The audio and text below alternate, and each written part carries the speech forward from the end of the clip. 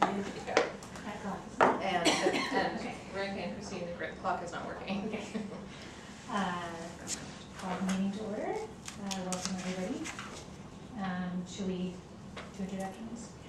Okay, I'm Christine Ziller-Powell and I am one of the Right to Know advocates. Rick Nickel, Western Pneumatics, I'm the CEO. Andre Phelps, neutral position. Amber Everly Industry with Organized Creek. Jessica Schwartz, City of Eugene Emergency Manager. Forrest Chambers, I'm with City of Eugene Fire Department and the Hazmat Team 2. I'm with Wendy Cecil with Thermo Fisher Scientific Industry Rep. And Joe Buckley, staff person for the program. So we have no members of the public here, so let's skip the public comment and go right on to your presentation. Yes. Yeah. So I will just Forrest take it away. Hi, so we were asked to come give an LEPC presentation, Local Emergency Planning Committee. I don't know that it'll take 30 minutes, but it's up to you guys and how many questions you have. Forrest is sort of chairing or got stuck in the leadership position for the local LEPC. The county has had a local emergency planning committee for quite a while. There's only about 10 counties right now in the state of Oregon that actually have an established LEPC. So the local emergency planning committees are designated by EPCRA through the State Emergency Response Commission, which really falls to the Oregon State Fire Marshal.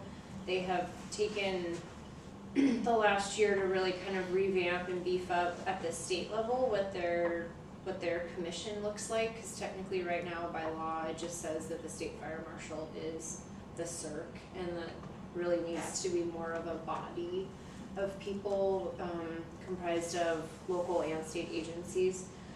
So anyway, so the CERC defines boundaries and pretty much just sliced it by counties and said all counties shall January 1 have an LEPC, which is about 30 years overdue. So some counties have already been doing the local emergency planning committee, and it looks a little different from state to state. In Oregon, it's really hazardous materials focused. It really, from EPCRA, got started in hazardous materials, but some of the states have kind of evolved to all hazard planning overall. So for our piece, we were just going to talk a little bit about our structure, kind of who comes, and we've started a big project this year that we got funding for from Hazardous Materials Emergency Planning Grant that the State Fire Marshal has some dollars every year to give the locals if they ask for it and it fits the right mold. So so locally, the county has said, or we've kind of looked at where all the extremely hazardous substance facilities are. Predominantly, they're in the city of Eugene or in Springfield, with a few other outliers in the county. So it's really been sort of led by the city over the years. That might have fluctuated a little bit in time, but so it really predominantly lives with Eugene Fire Hazmat, and then we've got all sorts of industry partners that come and participate. City of Springfield, Lane County, Public Health, other folks that come and participate as well. And really, we look at what do the facilities have in place? Do we know how to contact them? And what are we doing as locals to plan and prepare? Do we know that those folks exist? Do we know if there's a school next door? So all of that large kind of big picture planning when we talk about hazardous materials facilities, and not just what's that facility have and what their response plan is, but how the locals tie into that as well. So a great example is the West Texas fertilizer plant, not knowing that there's a bunch of bad stuff in there. They could have pulled people back and started the evacuation rather than respond in and end up killing a lot of first responders. So there's nuances to the planning. And I don't know if you want to talk about the planning Mhm. project that we're working on this Sure. year. So yeah, so we received a $20,000 grant to help start the planning process. So the LEPSI group has been meeting for quite a few years, several years, and we provided training for the EHS facilities, and from COOP training to, you know, just general hazard type training, how a hazmat call works and stuff. But we hadn't started like, we're tasked to be able to make sure that the responders are safe. So that's kind of our goal, is to, you know, have everybody with EHS 302 reportable EHS facilities meet together and make a plan locally for what to do if there was an incident at your site and at the other sites. And so we've been lacking in the dollars to actually get that project going. And so luckily we got the funding, and we're in the first stages of getting that going, to where we have sent out questionnaires to the facilities. The facilities are returning those questionnaires this week.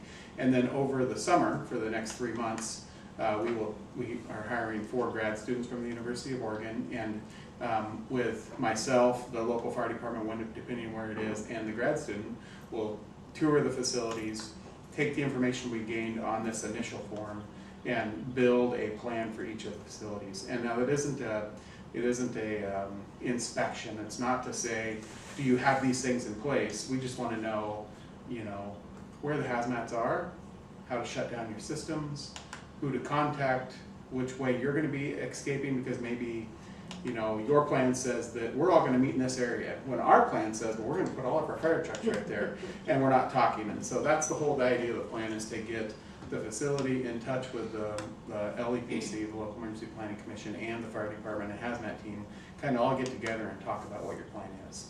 So over the summer, we'll be visiting the facilities, building these plans individually for the facilities, so to help the facilities, to help us, and help the hazmat team.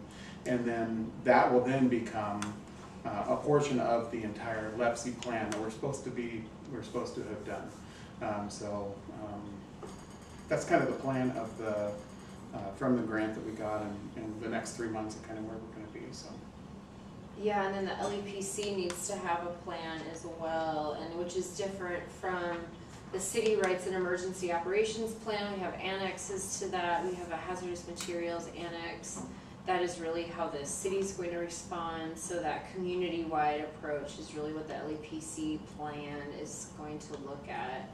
And we really wanted to wait on that to find out what some of the further exploratory of the hazards, and kind of what maybe, there was a lot of stuff that came up on lists from Community Right to Know and State Fire Marshal, and lists that we had that that a facility had methyl ethyl whatever, and turns out they didn't, or that's been decommissioned, or turns out they just actually have a bunch of batteries. And so you know, altogether it makes a lot of sulfuric acid, but maybe it's really not that much because of the weight of the batteries. And so there's a lot of nuances. So we wanted to flesh out and really be able to pinpoint what some of our bigger threats are, really, and then do our planning around that. So that'll be next year, really, is when we're going to take a stab at doing a plan for the county, looking at a community-wide hazardous materials approach. We also are very careful about, we're not, you know, we don't share like trade secrets or anything. It's nothing about that. It's strictly about, you have this chemical, you know, I want, when the fire engine gets dispatched to there, you know, something flashes on the screen that just in the back of your mind that this is an EHS facility. That's all, you know, so that they're safe when they respond in, they don't put water where they shouldn't, or that's the product. So that's what it's designed for, as responder safety. So. And then that community approach ties in, like, is there a hospital nearby that if it's venting, we would need to notify them and close the HVAC system, or the school process during an active shooter might be to evacuate, and maybe the school that's close by to this facility tends to always evacuate out the front or out the back or something. And if it's a hazardous materials release, we want to be really sure that we've pre-messaged with the school, maybe done some work with the school, or a retirement facility, or anything where you've got vulnerable populations where you'd have to move people or isolate them, and do they know how to turn their systems off, and does fire know, and so looking at that whole big picture.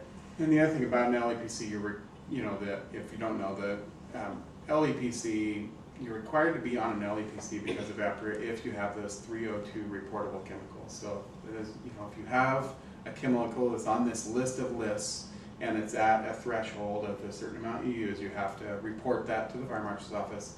They give us the list of who those facilities are. So that's what we mean by extremely hazardous. The state sends that list to facilities, and if somebody doesn't know what that list is, a lot of people say, well, I have hazardous substances, and so they check that box. And so that's what we found through this process. We probably had 30 facilities that had checked the box some point, and so they're on the email list or they're on the distribution list. But now talking to them, they've changed their procedure. They've never had it to begin with, but they thought, well, our stuff is hazardous, so I better go ahead and check that box. So we're cleaning up the list a lot. So we're taking a bunch of people off the list that don't need to be on there. So that's a good thing. So, Yeah.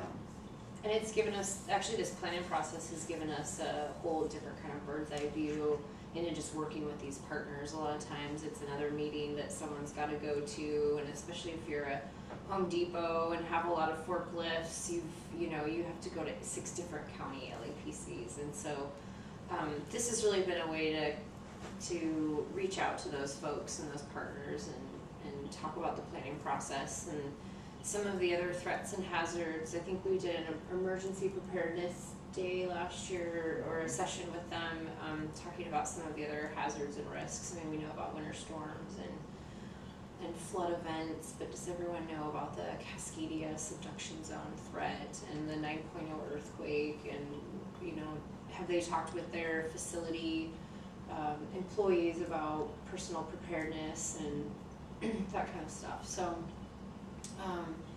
this planning process has been a good way for us to connect with those facilities. But like Forrest said, it's not any sort of regulatory. The LEPC doesn't have a whole lot of teeth to it. It's more of a local coordinating body. So now, if the state wanted to say, like, if you were supposed to participate and you didn't, then there are fines that could be, the state or the feds could come in and say you weren't participating. But at the local level, we're just there, helping out, sort of things. So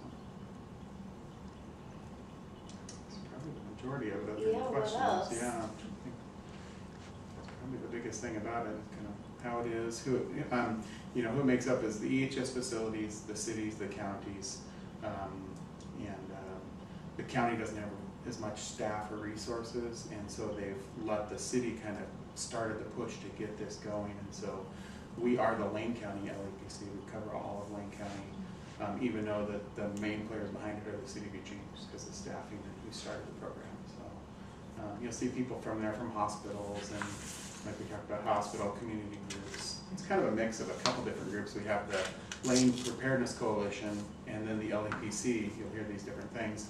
And they all kind of, look at the same sort of thing in a way, like how to deal with, how to pre-plan for an emergency. But the Preparedness Coalition and this, sometimes we partner together because we have the same sort of, we want the schools to talk with the facilities, we want the hospitals to talk with them, and so sometimes we do trainings together with them, and that's been very beneficial. we definitely have a hazmat focus, Definitely. and a responder focus too, or response participation. Yeah. This is going to be really big for our hazmat team because, if we get a hazmat call, we're going to respond, but we want to limit the amount of time we shut down an operation. We don't want to come in and have to learn all this right then, and then we're shutting down your operation for a long period of time and all these things. It's like everything we can do to get business back up and running again. So by doing this planning, we'll definitely help that. Definitely help that process. Questions? I have a question. Yeah. So for the toxics board, and we have this incredible source of information, the database with all of the reporting that we put on hazardous materials and where they're located.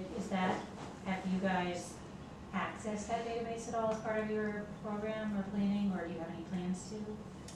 We've started to. We from the hazmat team, we have accessed it. When we're planning for, like, on a local level for facilities and stuff. But as an LAPC, we really have not looked at that. now we're starting to look at cross-referencing. Now that we're getting an official, it's kind of get up and going, we're trying to look at that list, compare it to the state list, and see if there's gaps either way. Well, that person shouldn't be on there. Maybe that person should, even though that isn't our call. So we are starting to access the data just recently. But before the hazmat team looked at it a little bit, but it was more, you know, when you responded to the call, you dealt with it. So. What system is that in for the public? Mm-hmm. Yeah, it's just like, The it's a website. city application, Oh, and okay. it's available on the website. Gotcha, They give you the contact information and the chemicals and, gotcha. yeah. And did you say you're gonna be touring all the EHS facilities, or just the 4? We have, that's a very good question. Because we have hazmat out every year to Mhm. tour our facility Yeah. for this purpose. Mhm. Yes, so what we were doing is I went through and prioritized kind of 4 different tiers, if you would. And tier 1 being, you know, what we assumed were the chemicals they could leave the facility the easiest, and put those at the top of the list. Our goal is to get through as many of the facilities. There's 42 to 50 some in Lane County, like 18 or 19 in the city of Eugene. And our goal is to get through all those facilities. Now, we took the batteries places, you know, they have all the cell phone towers are on this list because of the sulfuric acid. And so we put those at the bottom of the list. Eventually, we're gonna have to get to those, but stuff's not gonna leave there and hurt people, so we're not as worried about those. So yes, we hope to make it to every facility that is on the EHS list, so, in the next 3 or 4 months. Questions? Here's mine. Rick, you got a question, I see it burning. You don't want to know what I'm doing. It's your last day, right? Yeah, So, it is. So don't hold back. Well, I'm just thinking back to the time the fire department gave us 30 days to vacate the premises Mm. and put 300 people out of work. yeah. Yeah, and that's one thing to remember.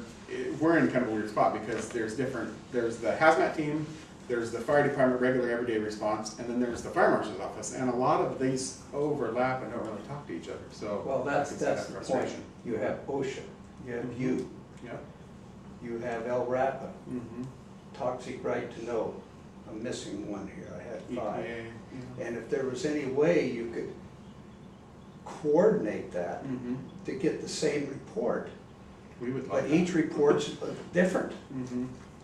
You know, for El Rapa, we have to give a rolling report. Mm.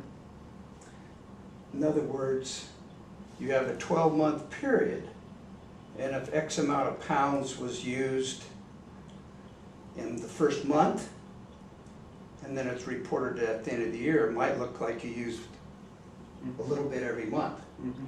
They want to know what you use. Mm-hmm. And that's fine, but we do that every day. And my family's been doing business in Eugene since 1947. And I've been in business personally here for the last 34 years on Seneca. My dad happened to be down on the corner of Seneca, Cascade Hamilton. And we have a full facility in Louisiana now. We're only 20 miles from the Duck Dynasty group, if you've ever watched that on TV. State of Louisiana pays you 5% of a new hire's gross salary. So you get a pretty big check at the end of the year as long as it's a new hire. They don't do that here in Lane County or Oregon. And you know, we're moving our facility down there we'll always have a headquarters here, but we have 100 acres down there now. And it's just a little more friendly environment. You have the same rules. You know, who wants to pollute? But that isn't what we want to do. So I can tell you a lot of stories. The deal with the fire department was OSHA. Our first, when we moved into, it was the old Metro Steel facility on Seneca there. They were a steel distribution center. And I told a couple of my two partners that we'd never need a bigger facility. Well, we did go out of that, but still, let's see, I lost my train of thought. I'll be 74 pretty soon, so it's okay. Yeah, you've earned it. Oh, I know. So OSHA, we were painting at the end of the building. So OSHA came in and approved that painting. Okay? The fire department came in, City of Eugene, said, no, that's not good enough. So we went back and forth. My partner almost got in a, and he's a gentle guy, he's retired now, almost got in a fight with the fire chief. Walked in there unannounced, walked in your office. That isn't right. But, so we fought it for about 4 or 5 years. We ended up putting in a facility and expanded, but it is what it is. I do like the idea of one way to report it. So How much many notice. here know that the businesses in Eugene pay for LTD? We paid over $60,000 last year. And when I see the EMX, and I drive home every day on 7th Street and see those businesses and what's being chopped off the side of their facility, man, you know, the reason, they didn't want the gateway to go through. We voted it in twice. You know, my wife goes, why? She's passed away a year ago yesterday, but she said, why are we voting? This is ridiculous.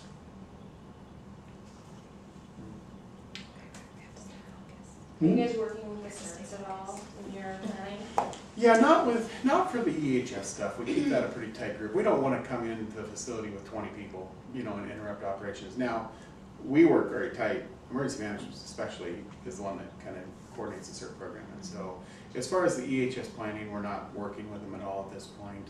And I don't know, at some point, it might grow to where LEPC's using them a little bit more for certain things. But at this point, they have enough just initial training and general information training that, you know, to add that on would be a fair amount. But they are a force multiplier restrictions. So we definitely can get a lot more done. Well, what you're doing is needed. Yeah. You know, there's no question about that, because we've had a couple of little fires with nothing in a barrel, and you need to know what's there. And, Yeah. my dad had a gentleman about 35 years ago commit suicide on the facility by dousing himself in acetone. Oh. And There you go. so, you know, the acetone is about as flammable as you're going to get. It really is. So, and we used to store 5 or 6 drums of it at Cascade Handle. I don't have it at my facility now. I wouldn't want anybody to think that. Yeah, yeah. Well, if you guys have any more questions though, Joe has our contact information, so if you ever need anything or need anything from the hazmat team specifically, I can answer for the hazmat team, which is more with emergency management, but if you ever need anything from the hazmat team or want more information about it or anything, feel free to reach out. So, It's sort of an unrelated question, but as long as you asked. yeah. So if there was an emergency and either workers or folks like yourself or the public were exposed to chemicals, is part of the protocol to help them get medical attention or to have blood samples taken, or where do you go to do that? Well, I don't know if you want to start off, but there would, so if there was a release into the atmosphere or into the stormwater, or let's say there's an acute exposure. Sure. Yeah. So the initial response happens, there's an isolation, possibly quarantine, there's a zone around it, right? So that incident is kind of owned by the responders, and whether it's public health or hazmat or fire or police, we'll make sure that the proper processing of getting those folks treatment, the appropriate treatment, any testing or any of that would either be done on scene or that would be facilitated with hospital or another facility or public health or the state or possibly the feds, depending on like how big it got or what particular chemical or facility, or you know, it could probably get spun up. But yeah, there's always that we wouldn't just send anyone home that was feeling ill, you know. I mean, or if it was either obvious of exposure or they were within a certain parameter, or there's also a lot of follow-up that happens with folks if they car accidents are an obvious one that come to mind. Like maybe someone was a walking wounded and they were examined on scene but then allowed to go home. There's oftentimes follow-up that happens with those folks just to make sure that they're still okay. And if it's a hazmat call, like if somebody gets exposed on a hazmat call, we will respond to the scene, decon that person or wash them, you know, if they're not in a shower facility at their facility, and then figure out what they were exposed to and talk to the hospital before that person's transported to the hospital. So, and then, you know, we have all kinds of testing equipment. Like we've been very fortunate with grants over the bunch of years to have a lot of testing equipment. So we can normally tell you if that material is on that person or not.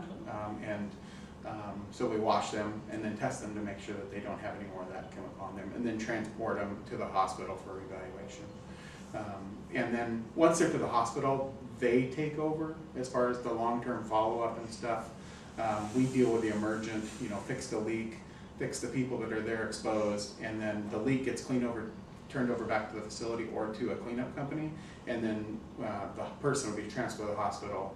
Hospital takes care of that person, and then again, then they're kind of released back to follow up with, they'll refer them to a different doctor or their doctor. So all depends on the chemical and how exotic it is, or if it's just a burn, or, you know, really depends on what the exposure is. And the hospitals have the ability to do an isolation area, especially with the Ebola 2014 that happened. We really revisited that isolation quarantine, so it wouldn't be, even if that person still had trace amounts on them or something, they have rooms that they can put them in that aren't tied into the whole HVAC system of the whole hospital and stuff And like procedures that. in place. Yeah.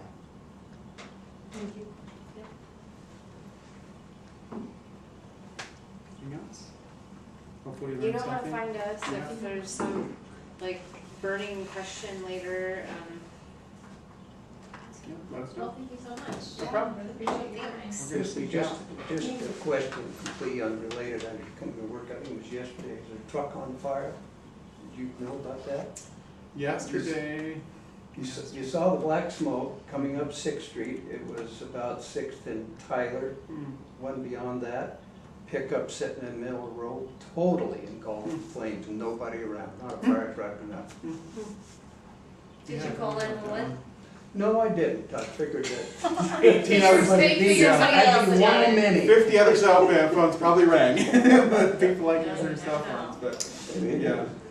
It'd been burning for a while, it was just totally engulfed. I've been in Really? a situation like that before where everybody stood around assuming someone else had Yeah. called 911. 5 minutes go by and finally it's like, well, who called? And everybody says, well, I thought somebody else had called, Yeah. so I didn't bother.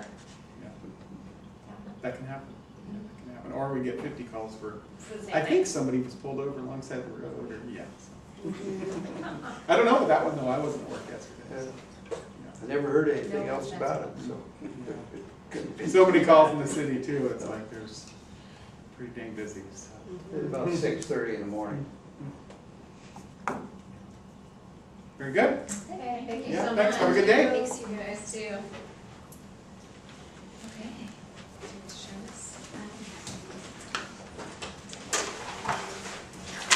Okay, so did everybody have a chance to read the meeting minutes from last time? Any back corrections?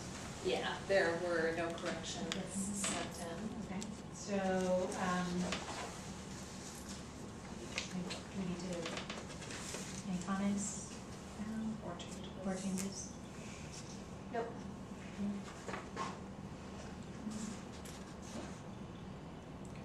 Approve? So what I need to do, sorry, what I need to do? Well, not you, but somebody. I move to approve the minutes. A second. Okay, all those in favor? It's unanimous, okay.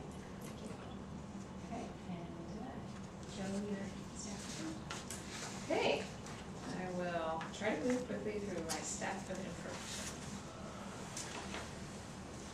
So, went to city council after our last Toxics board meeting, a couple of times, and got our fee passed for the upcoming fiscal year. As well as, so the fee is for starting July 1st, 2015, will be $56.08, and invoices for that budget already went out to businesses, with payment being due May 1st. So in the next couple of days, I'm planning to send out a report of hopefully that everybody's paid on time or made arrangements to make the payment. Also got our Eugene code update ordinance passed unanimously without issue at city council. And so what that means is from now on, when we have an update to the hazardous substance tracking instructions or the list of reportable chemicals, all of you come up with what the changes are going to be, and we make a recommendation to the city manager, and then we run through what's called an administrative rule process. So I sent him the information, and then we have to post it publicly, I think for 2 weeks or something like that, and take people's comments in, and then hopefully he will move those changes forward, and then I'll implement them and report back to me.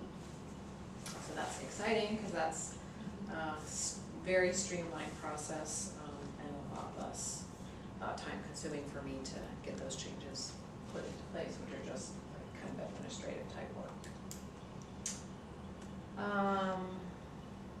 So I had sent out a message to all of you focusing on the industry reps, seeing if anyone was interested in speaking with U of O students.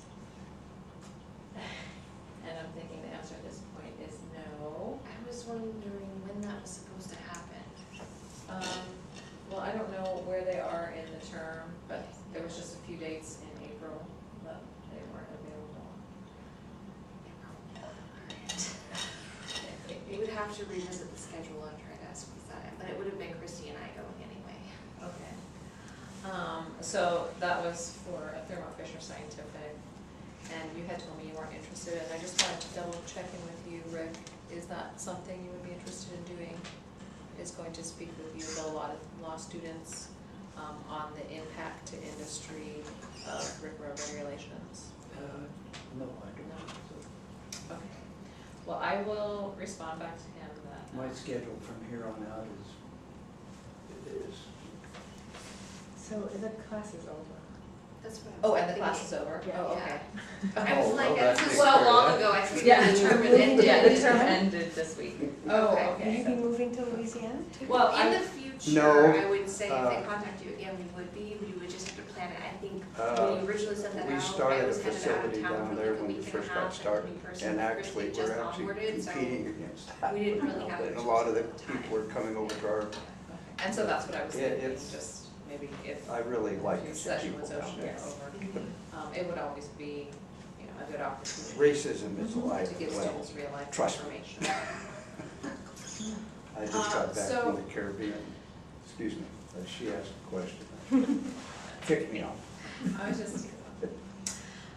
So the next thing that I sent out to you, to all of you, was the updated work plan for fiscal year 16, coinciding with our approved budget to cover a 85% staffing level. Just making some adjustments that had been discussed at the last Toxics board meeting. So I didn't hear from any of you that I had missed anything, or anything I had put in was inaccurate. So I just wanted to make one more check-in with you that this is our work plan of what I'm going to be doing starting on July 1st.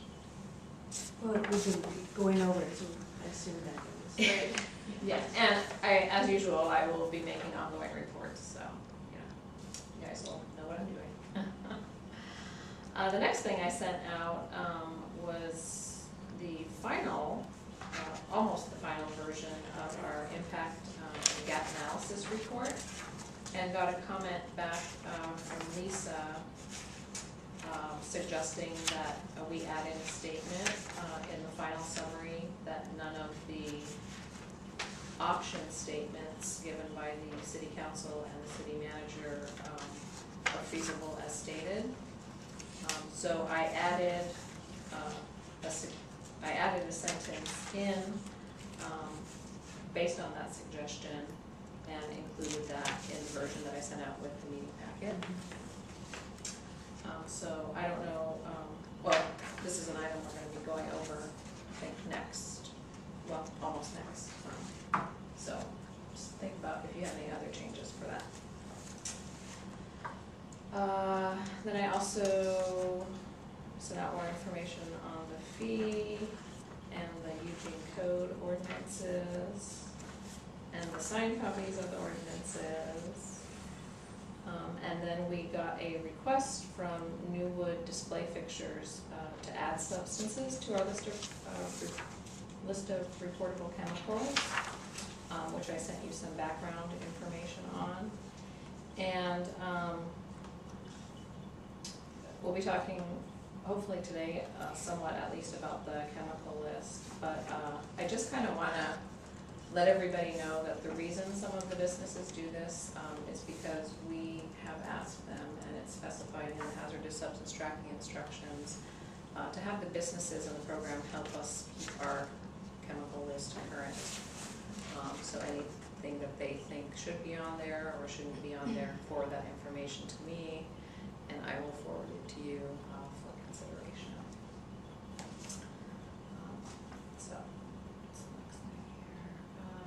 And then I went ahead and, based on the ordinance for the Eugene code update, to update the hazardous substance tracking instructions, I took a stab at updating that to reflect the new process, and I sent that out to all of you with about 8 pages of updated information. I also took the opportunity to run through it and just kind of made some other editing suggestions that I thought might make some of the information a little more clear. So we'll be going over that in a little bit more detail later. An invitation was sent out to all of you to serve on the City of Eugene Environmental Justice Zoning Overlay Subcommittee to the Envision Eugene process. And Lisa has joined the group. I am also serving kind of on behalf of the Toxic Board as overall representative, just to stay involved in the process, keep data available from Eugene Toxic's Right to Know program at the forefront to be used as part of the planning process, because including data from the Eugene Toxic's Right to Know program and the staff person is very new to the planning department. So we're just kind of taking the opportunity for us to work it out together, what it would look like for this process and then additional processes in the future. The next thing I sent out was a City of Eugene policy update that I had for some reason not gotten the information. Sometime last year, city management made the decision that as a whole organization, we were not going to have minutes recorders. We'll pay for minutes recorder services anymore. We have our video, so that will serve as our public record of the meeting. And so I wanted to pass that information along to you, that as of our February 10th meeting, that will be the last meeting that we have written record of, and you also won't be seeing minutes recorder sitting at the meetings anymore. So we don't approve minutes anymore, we don't have. It's just the camera's recording the meeting, and that will be the record. Is that made available to the public, like the? Well, yeah. Yeah. Okay. I posted it on the website, so it has a little city process that we run through. It has to be put in a certain format, a few technical things that I don't know how it works. So I send it to our IT department, and then when they send it back to me in the right format, I post it on the website. Interesting. How's the sound quality? I've never looked at one of them. Yeah. Can you actually hear? Really good, yeah. Really? Yeah. Just from that being up there, or? Yeah. Yeah, the mic is really good. And so the recordings that were made before, were those made public also? Yes. Yeah, since we've been doing it, which. Sorry, I didn't know. Oh, yeah, no, that's Yeah. okay. Yeah. I never told you we were putting videos. No, I'm only curious about sometimes there are some sensitive subjects, like some things that come up. I was just wondering that don't make it in the minutes or something. Maybe not necessarily here, but. Yeah, I mean, for the minutes, we just kind of had a general city policy for kind of meeting summaries, so it wasn't verbatim. Yeah. Anyway, but it's on there. So, now we all know. What is this? Oh, so, Jessica and Forrest were talking a little bit about the CERC LEPC, the CERC part of LEPC, which stands for, I should have written it now. It is somehow tied into the local emergency planning. The big annual conference is coming up in Seaside, May 12th to 14th, and I just forwarded all of you the information in case you were interested in attending. We have 2 upcoming vacancies on the Toxics Board, Rick Nickel and Randy Prince's positions, and we received 1 application for each of the positions. Due to the timing of the city council process and our meeting today, there's not going to be opportunity for the Toxics Board to interview the candidates in advance. So next week is the interviews with city council, and I will be attending and reporting on what the city council decides. And typically what happens if there's 1 candidate for each open position, unless something big and scary comes up, the people are appointed. So I anticipate, the first meeting after July 1st that we have, you will be meeting them. In the meantime, as soon as they're appointed, I will get together with them, as I have all of you, do my best to give them an orientation to the program and a huge information packet to read through, come to the next Toxics Board meeting ready to go. Do the right to know candidates need to live inside the city limits? Not for the Toxics program. That is, I am pretty sure the only city board and commission that's not a requirement, and that's because our program is, and the board is based out of the city charter. Okay. There just seems to be so many limitations on this whole program. You know, you can't report pesticides, correct? Great. It's because of the Can't board raise reporter the- ruling on the lawsuit. The amount of fees. Kind of a lawsuit. Yeah. Partly, yeah. Just seems, Yeah. The program changed drastically. you're not gonna get rid of the program, by my way of thinking, because you're not gonna get it voted out. It just won't happen. So But you bring up an interesting point about maybe the one purpose of this board is to get the program kind of fixed or, up and running in a way No. that makes sense. No, I'd agree with that. The program changed drastically after the pool of businesses that got together that filed the lawsuit against the city to make the program go away got changed by the Oregon Court of Appeals. I wasn't part of that, by the All way. of the limitations. It Well, would I have wasn't been, though. accusing anybody, I'm stating it back. So, Well, it's just Kind too of bad left with that the result. all of it together can't be reported in some way that makes sense. And can be accessed, that's what I take out of all this. It's, It's just a good question, something that I mean, I'm glad you're bringing it up, because it's something we never directly talk about. We had the lawyer here, I guess that's not true, we had the city attorney here Yeah, but saying we couldn't do much of anything, I guess. we don't even have a map of the city limits. I think that is just ridiculous. I Well, don't we know anything have- about city government, never We have a did. map of the city limits. Well, We don't have a map of the businesses in the city. And maybe I don't know what you're talking about. so Well, it's no, something that's- I wanted to look at this map, because I know businesses that, and I'm not gonna say who they are, but that I question why they aren't here. And they're probably not in the city limits. I don't know. I don't know the city limits. Well, it's pretty checkerboard.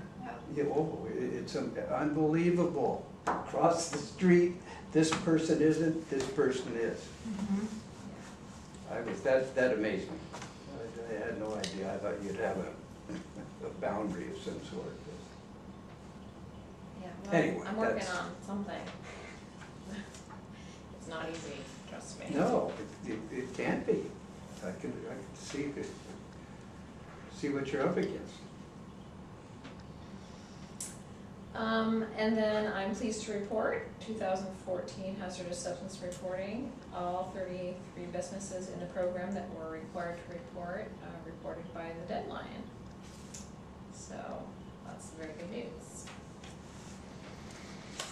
I also sent out for your information, because I just always try to keep an eye out to be informed about other things that might be somewhat connected to our program and share the information with you. That I got a news release from the city's intergovernmental relations manager that on April 1st, the governor signed a bill authorizing the Pacific Northwest Manufacturing Partnership. So the state as a whole, and I know the city is working as a part of this to try to attract manufacturing businesses to come do businesses here in the Pacific Northwest. So I wanted you to be aware of that initiative. It's coming down the pike, and see how we can fit into the process.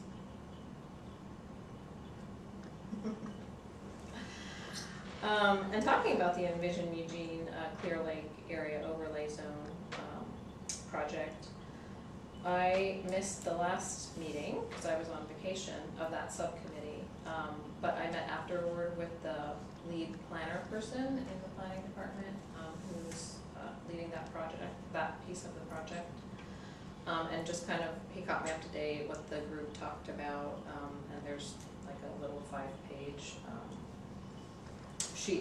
information sheet that they're putting together, and he asked me to look into some other information based on the toxics right to We know. had a talk by a lady on that subject. She took my card and was gonna call on me. I'm What is sure this? after my comment, she thought me better. I never did hear from her. The Envision Eugene folks took his card, we're gonna follow up with them, never did. Oh, Terry? The one when they came here? Mhm. Oh, okay. Interesting. I wonder if she passed that on to Zach. Zach Galloway is the lead person. I'll check in with him on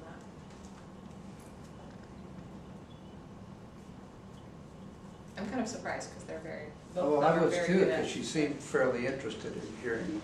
at following up. So anyway, I just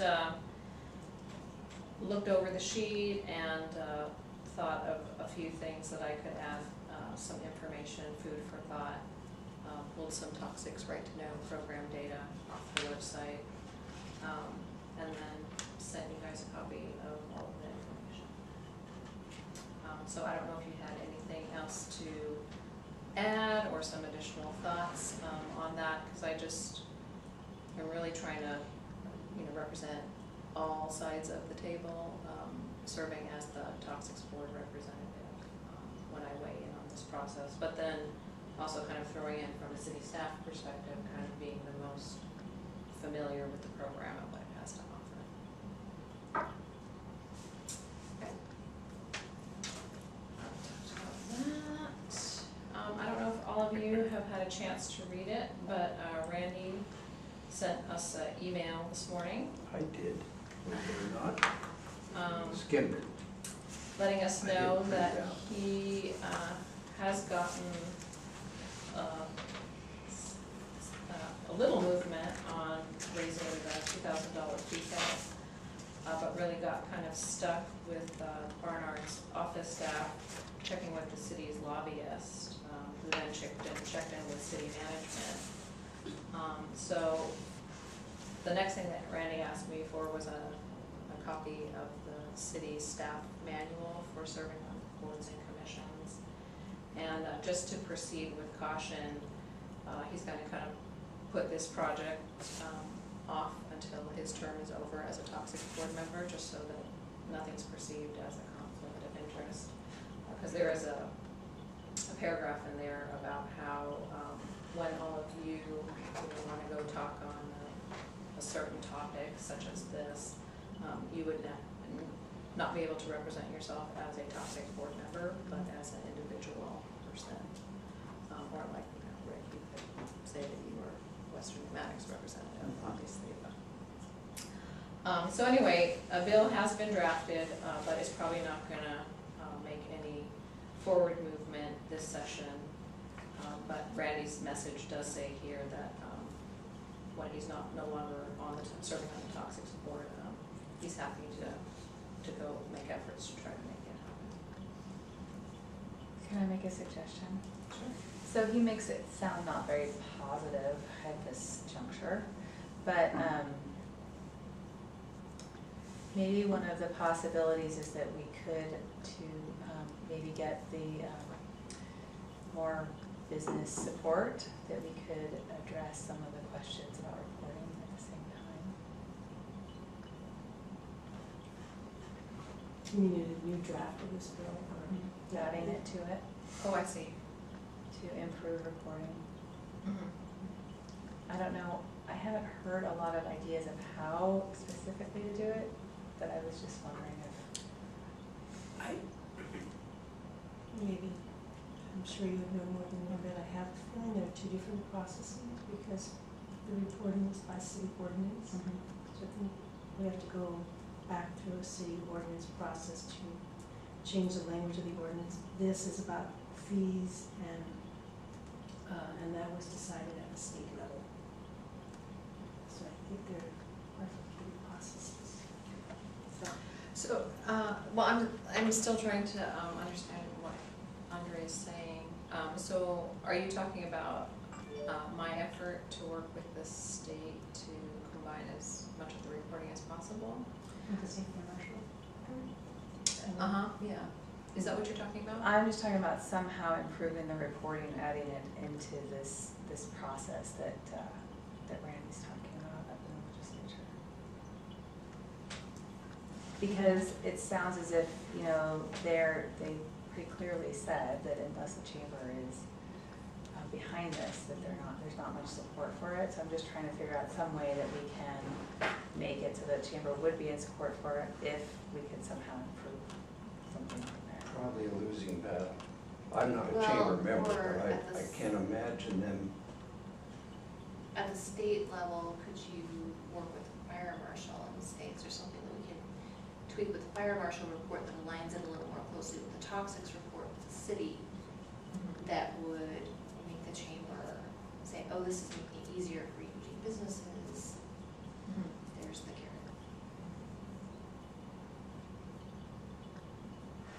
I mean, we could always try.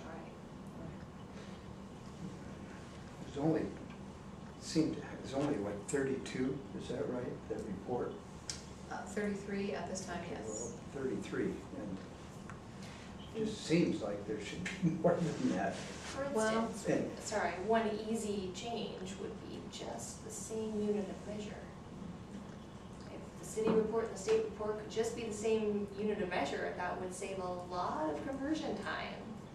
So whether that's a change at the city level with the state level. Well, see, Whichever way you that's, this is kind of what Lisa's getting at.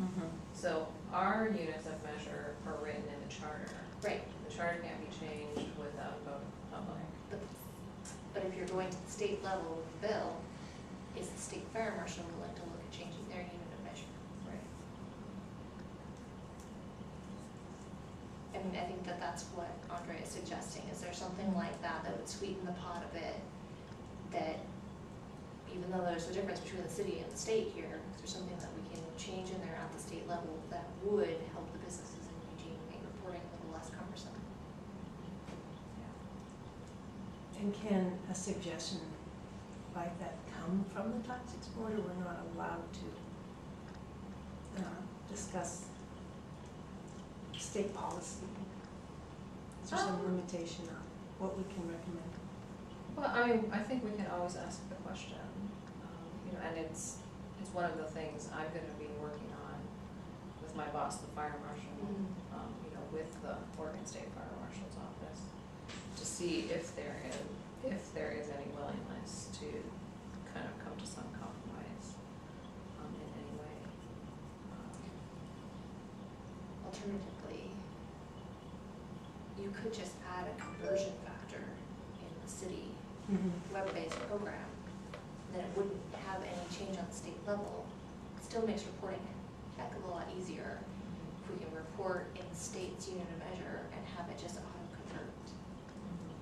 That seems really easy. Yeah. I like And that. Yeah. you would have to, we Programs? would still have to, you know, get some IT support and whatnot and update the infrastructure there, but that alone is something we could do on the city level that would really, really help.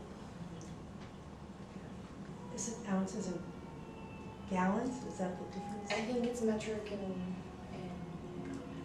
some pounds and liters. Yeah, pounds. Pounds, and I think it's liters or gallons elsewhere. That's what it is, pounds and gallons.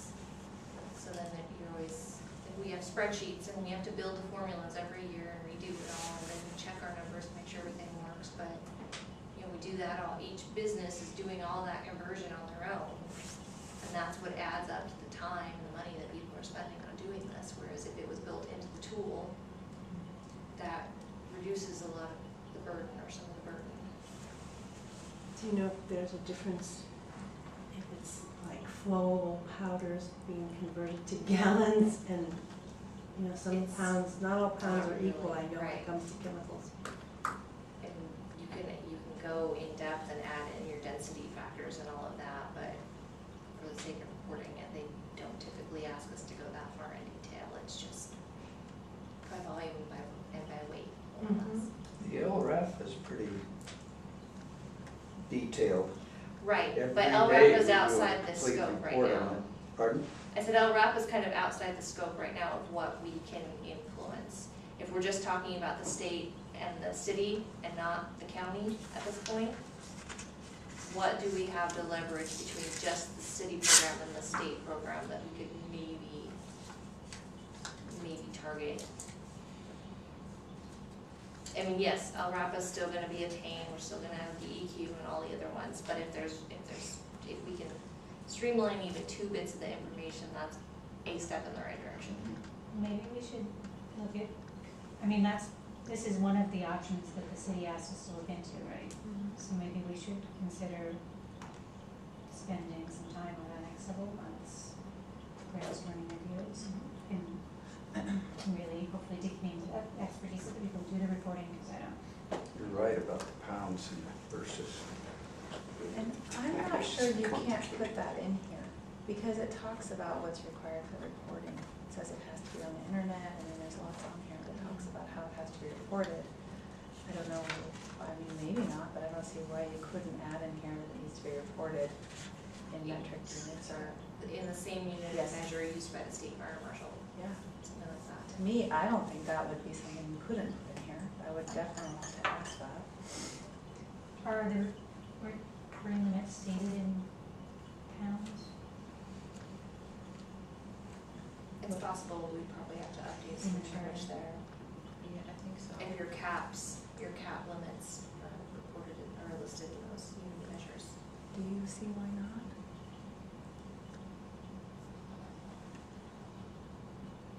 I'm just reading, sorry. No, that's good.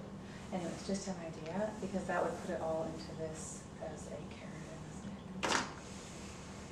No stick. No stick. Just cupcakes for everyone. Yes. In order to be able to. Yes. Right, 'cause So we'll put on future agenda item, to kind of talk about the conversion units of measure idea based on the topic of raising $2,000 fee cap. Yes. So, Andrea, are you suggesting that there'd be language in here that would say any city that has a right to know program would provide the conversion factor within their software? Or require no, just reporting reporting in the a same in measure a as the different state. unit. Because it will preempt anything that we have in our ordinance. So if you put it here under 5, section 5, that says you have to report it electronically, whatever, Yeah. I think. Just reporting units of measure must be the same unit of measure as required by the state reports. Right, and then I think the city would have to adopt that Just rule. adopt that. So, Is that how that works?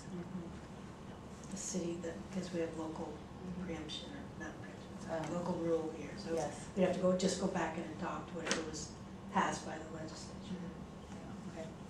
as a rule. I believe. I defer to the lawyers in the room. I don't know about that part. But if you have, I mean, if this is a possibility, it would be great if industry would think of, like, that's a small, a small, Yeah, those were the easy thing. types of really small If ones. you I think have that'd be other such a big ideas plus. that we could discuss or you could bring, I think that would be great. Okay, anything else? I know that would be That's a great. good, it's a starting point, I'm happy with the starting point. Okay, we'll be talking about that more at upcoming meeting. So I didn't send any information out on this, but just wanted to put the bug in everyone's ear that on July 1st is our next chair rotation. And since Rick is leaving,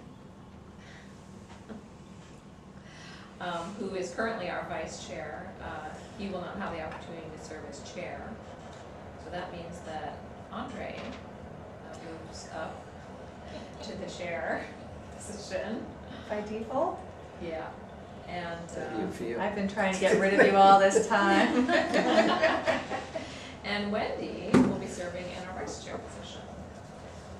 So I will help both of you, and I'm happy in advance of July 1st to meet with both of you together individually and just kind of talk about what that role looks like.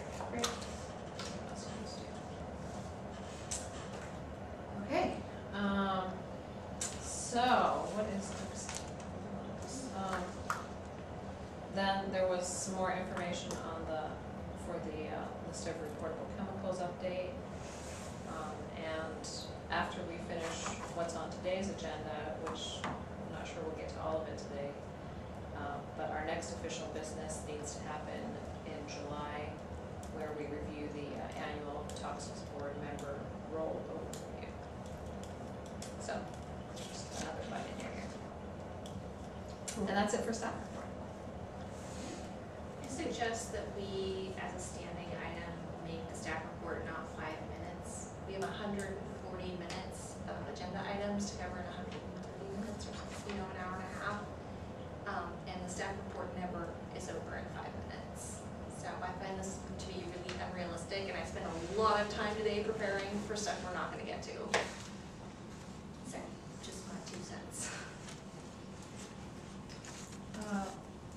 What would you guys suggest be a more reasonable time frame for 5 minutes?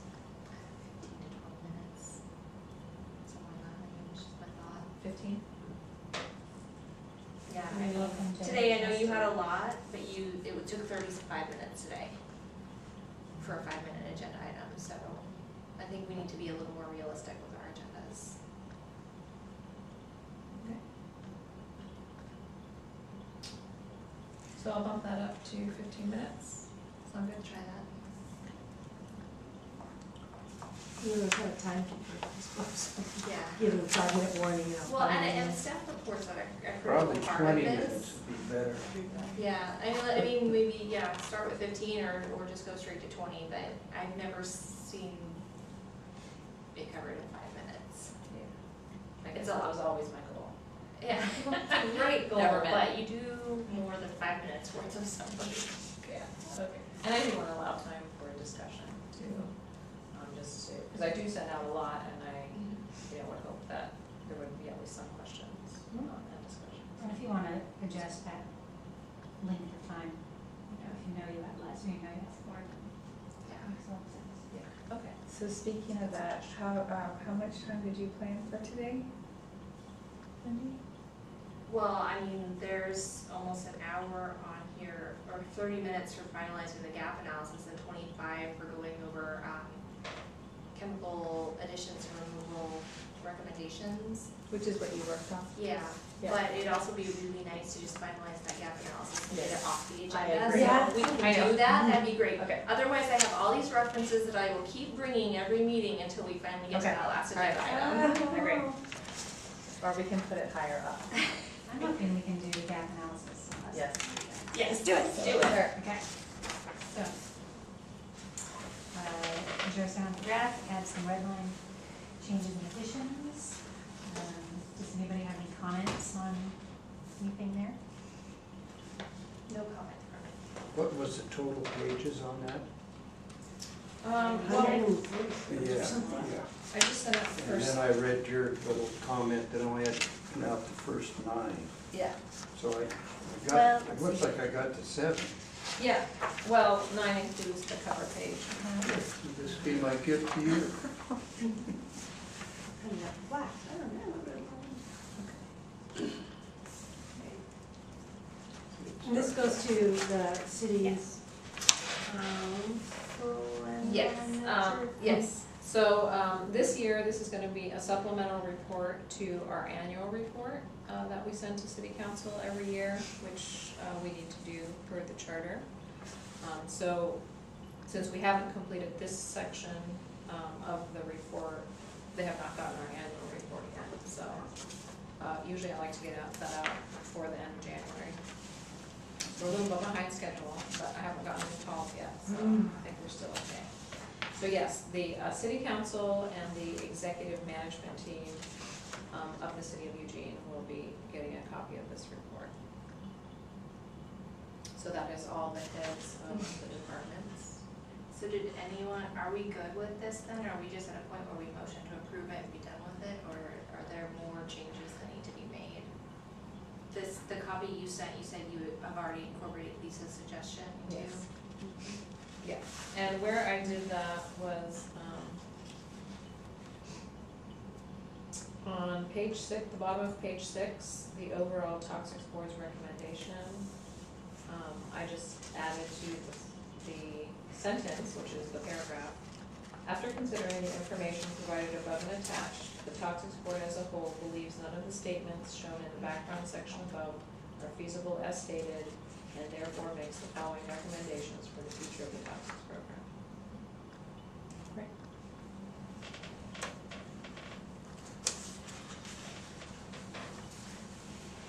So unless anybody had anything else to add or discuss, I need a motion to, No, I don't.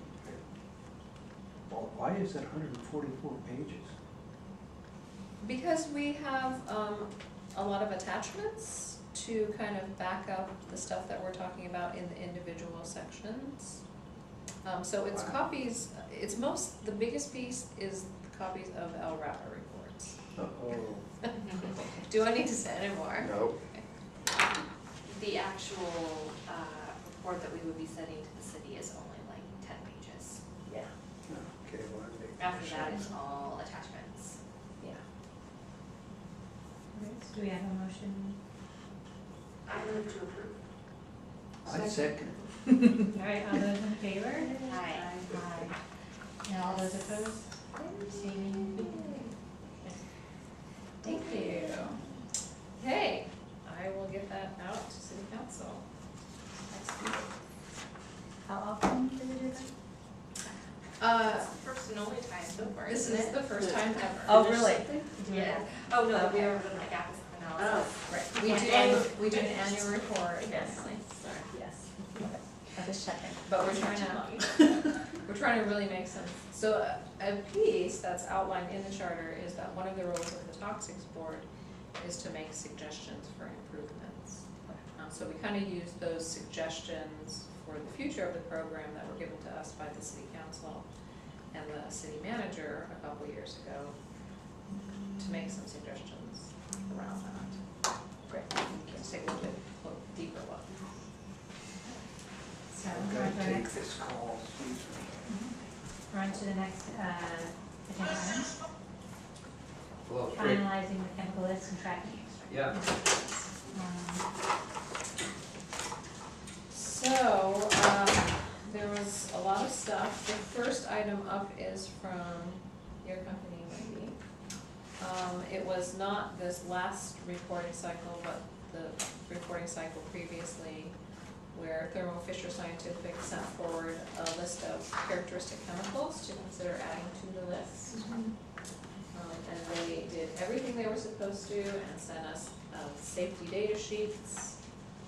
And I forwarded those on to the Toxics Board, just along with some kind of background information about how this process works, to refresh everybody's memory. Can you refresh my memory about what is the definition of a characteristic chemical? So, characteristic chemicals for the Toxics Right to Know program are from 40 code, in the Code of Federal Regulations, from 40 CFR, which is Code of Federal Regulations, Part 26.1, Subpart C. And so those are toxic characteristics of toxicity, reactivity, corrosivity, and ignitability. So these are chemicals that businesses use in their manufacturing process that they use, and it's above, the threshold amounts that we have outlined in our charter amendment that we don't have on our list. But Thermo Fisher has identified some that they use in their manufacturing process that they think should be on our list. Right, there's no special meaning of the word characteristic, or it's not There a technical are, term. actually, if you have Joe's email, she's got the CFR included with all the definitions. I have printed the characteristic of ignitability, but I didn't print the other three. But there are very strict definitions as to what those mean. For instance, toxicity cannot be confused with any other classification of toxic. So if something is labeled toxic, unless it has a very specific landfill test done, it doesn't characterize as, it's not toxicity. It's very weird. But there are very stringent definitions for those four. Okay, thank you. So when we get down to the Willamette Valley Company one, they're saying it's not an characteristically ignitable Correct. because the Flash Flash point point is is on outside the definition. 148 Mhm. approximately, and the cutoff is Yeah. 150, is that? Yeah, something like that, yeah. So that one's a very easy one if you just want to do that one first. I have lots of. Well, my question with that is, it says 148 approximately, like, is that plus or minus 25 or plus or minus 10, or? It's not approximately, it's on the- exact. Really? Okay, because on the sheets, In the definition, in the CFR definition, it's that's. flash point, characteristic of ignitability. One criteria is it's a liquid containing less than 24% alcohol by volume and has a flash point less than 60 degrees C or 140 F. So it's 140.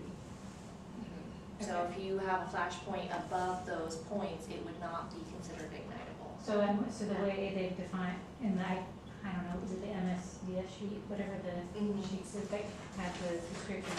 Yep. And so they're saying that chemical has a flash point of 148 parentheses approximately. So in terms. Oh, I think have that's five right other, line. I have 5 other references that show it's above 140. Okay.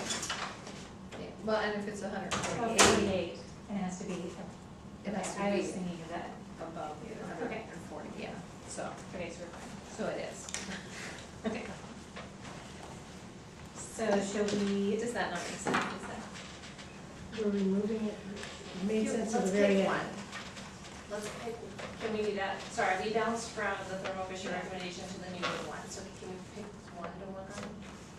Yes. so Willamette Valley is easy? Yes. That one, shall we start, Yes. and that's the one we're talking And you about? can speak to that one. Okay. Okay. Okay, great. Which one? Let me see. Okay, so Willamette Valley Company was proposing that we remove petroleum distillates as an ignitable characteristic chemical from the list.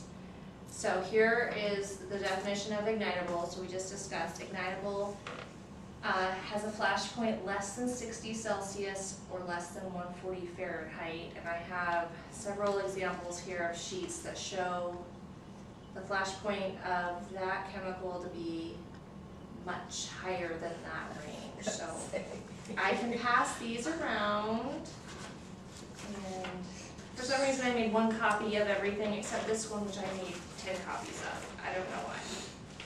So if it's not an ignitable chemical, what is it? It's a non-characteristic chemical. It just does not meet the definition of ignitability. So you could look at the other characteristics and you would say, is it corrosive? Is it toxicity? Does it meet the toxicity definition? And or, is the fourth, reactive, is it reactive? If it doesn't meet any of those definitions, it doesn't meet that criteria for being listed on our list.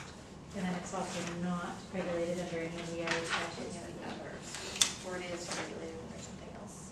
Right, well, and if it would be, then I would catch that in my review of the other four or five federal regulatory lists, that I do my annual check on to make sure that we have our current list, all of those. So the characteristic of corrosivity, again, is in the document Joe sent us. It is a pH less than or equal to 2, or greater than or equal to 12.5, and or can corrode steel at a certain rate, and or has a certain waste code. And that one's pretty easy if the chemical does not have a corrosive symbol with it under GHS. It doesn't meet those definitions, because those are the exact same definitions for classifying it as corrosive and for labeling purposes. And does everybody know what GHS stands for? Is that the colored triangle square system? Yes. Yes. Diamonds, Yes. that's right, sorry. It's it's the classification system for labeling chemicals. And it just so happens that that definition is the same as the definition used here for corrosivity only. Just only, okay, matches up, Mhm. that's nice. And then for toxicity,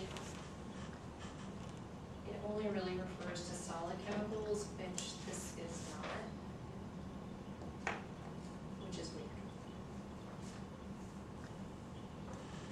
But that's the one where you would have a landfill leachate test to determine the toxicity, which is, the whole purpose of toxicity is how toxic is that if it were put into a landfill and leached out to the surrounding area.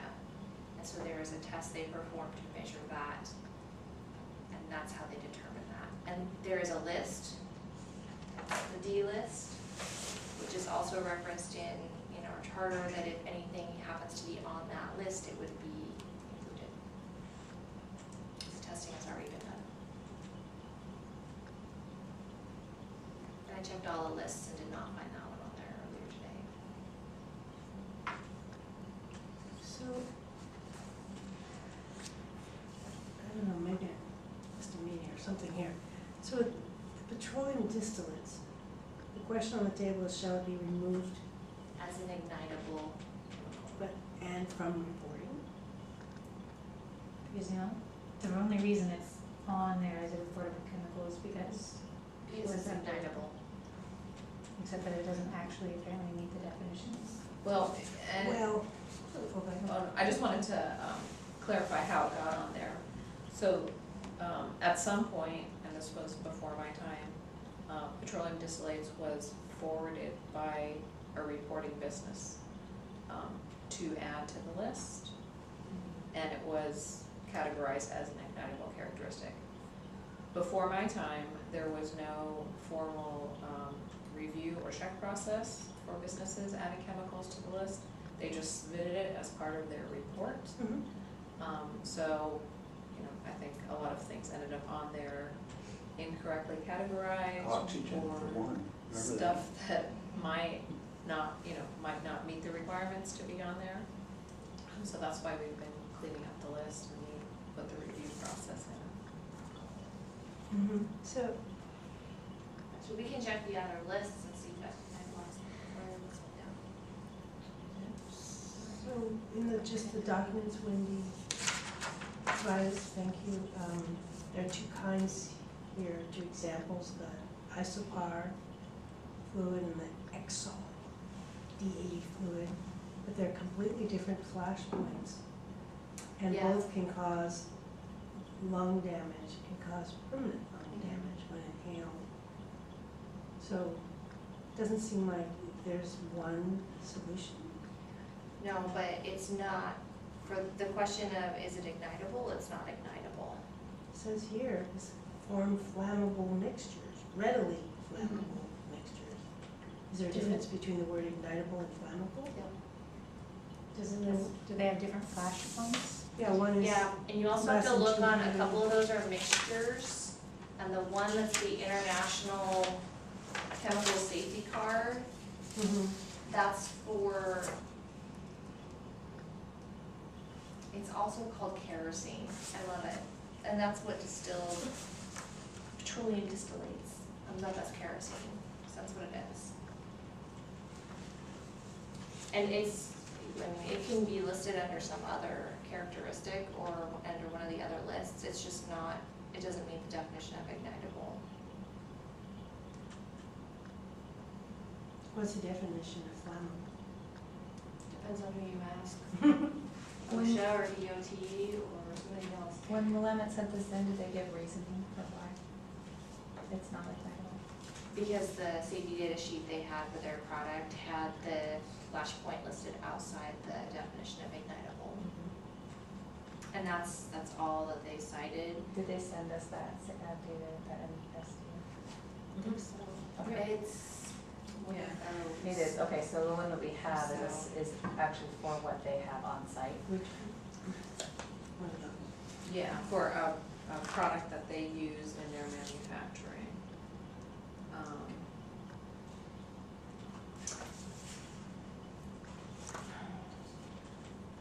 Do you know what? So, and just to clear, continue to remind me, the flash point It's 140. to be characteristic chemical. 140, or 60 degrees Celsius.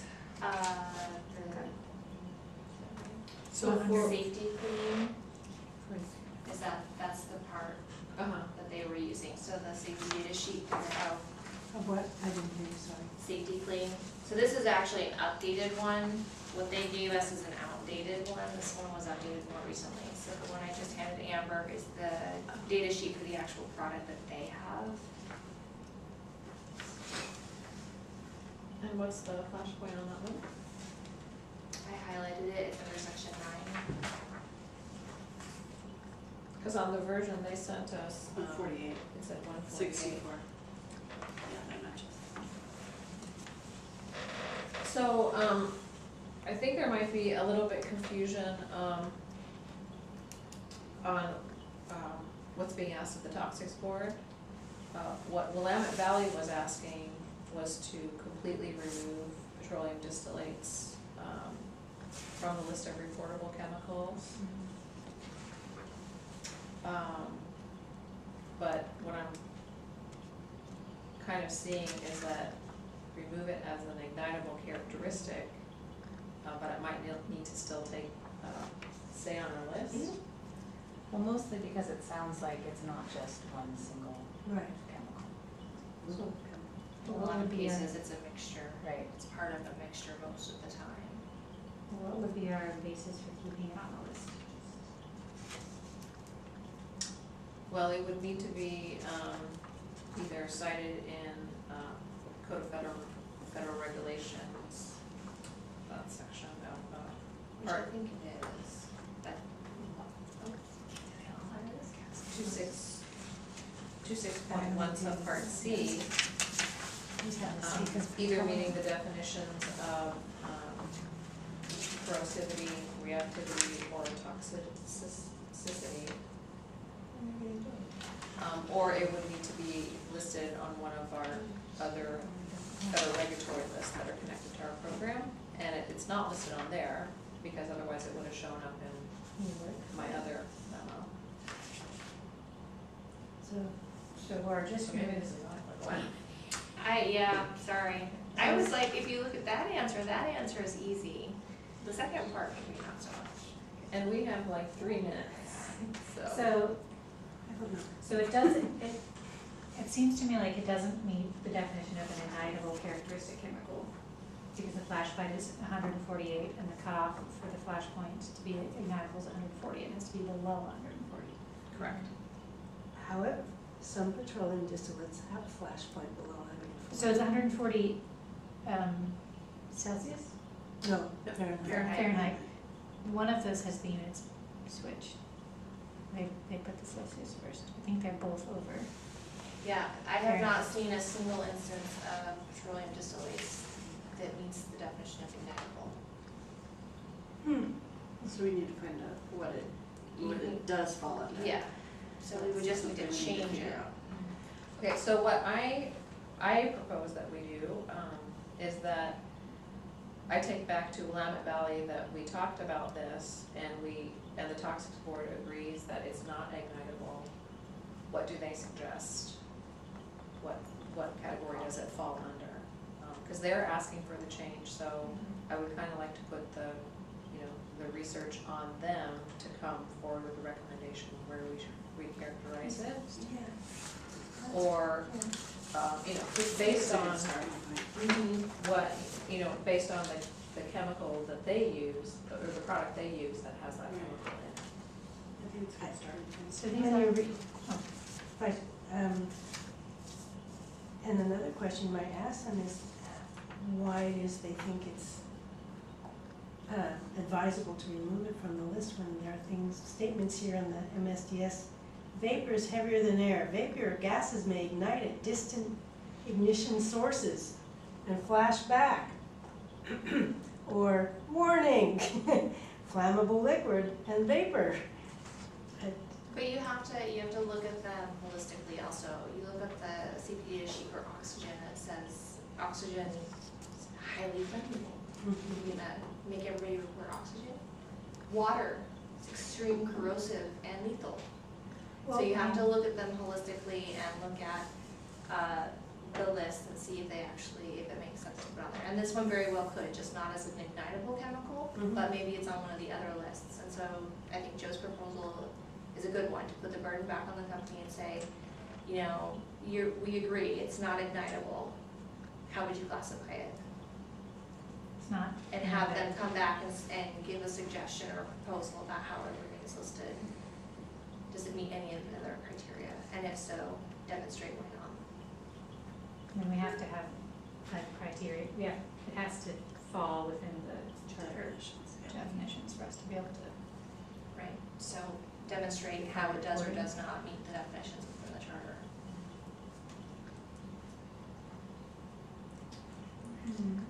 Does that make sense with the ignitable? They are both over 148. I'm here to represent community health, and I know, having just recently spoken to some doctors about petroleum distillates, that if you breathe petroleum distillates, it can permanently damage your lung tissue. So if the Toxics Right to Know program is about health, I feel even though the discussion may be about the language in the charter, I'm getting that we open up the discussion to question why would we remove something that says here precautions for firefighters. We just had, you know, epilepsy, a positive pressure, self-contained breathing apparatus and full body protection equipment is required for fire emergencies. You would need the same thing to enter a room that's purely oxygen. But this is not oxygen, it's petroleum. But it's not ignitable. So it Oh, needs but to it's be, flammable. it needs to be reclassified. Okay, I'm just saying, I'm pointing out that this is not just a mundane discussion about verbiage and definitions. We're talking about public health, firefighter This safety. reminds me of the, we can't regulate pesticides either, and we can't require reporting of pesticides either. Yeah, so we are limited in that, you know, it needs to be on those 4 federal lists that are listed in the charter, or meet some criteria of characteristic chemicals in the Code of Federal Regulations. Otherwise, we can't have it on our list. But I would like to put the burden back on Willamette Valley to come up with suggestions. Okay, we talked about it being ignitable, Toxics Board agrees it's not. What do you suggest? Can we ask them specifically to identify whether it meets some of the other characteristic chemicals? Because we don't think it's on the list, right? It has to be on that. They can check the list, Or- yeah. Okay. Yeah, and review the definitions. Yeah. To find the more appropriate classification for it. That's what I will do. Okay, so we are out of time. 1 minute passed. But we have the gap analysis. We got that down. Excellent job. Okay, so do we need to schedule? So next meeting, yes. So you'll have to bring your snack bag. Do it this, So we will need to finalize council list and track instruction update recommendations for the city manager. And thank you, Wendy. And if it's after July 1st, then we'll also do a Toxics Board member role overview, and we'll be reading our new members. So those are the official pieces of business to take care of. Oh, and then talk more about what to do with the work that's been done on raising the $2,000 fee cap so far. I vote no. and thank Rick for his service on the Toxics Board. Yeah, it wasn't much of a service. Thank you. So when do people want to meet? Next. I like when you send out the Choices. The choices, okay.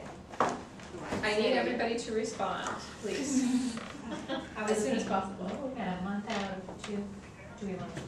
Yeah. A month. Can I call you back in about, can I call you back in about 2 minutes? Proposing a month. So we don't have things. Thank you. Refer. When do you want to Okay. do that? So May, go with that? Sure. May? May? End of May. Might have to come back, right? I can Not do that. June? Okay. End of May, beginning of June, and you're gonna send out some Yes, more yes. I'll send some dates. feelers. Do you want to be there? Probably. When is your baby due?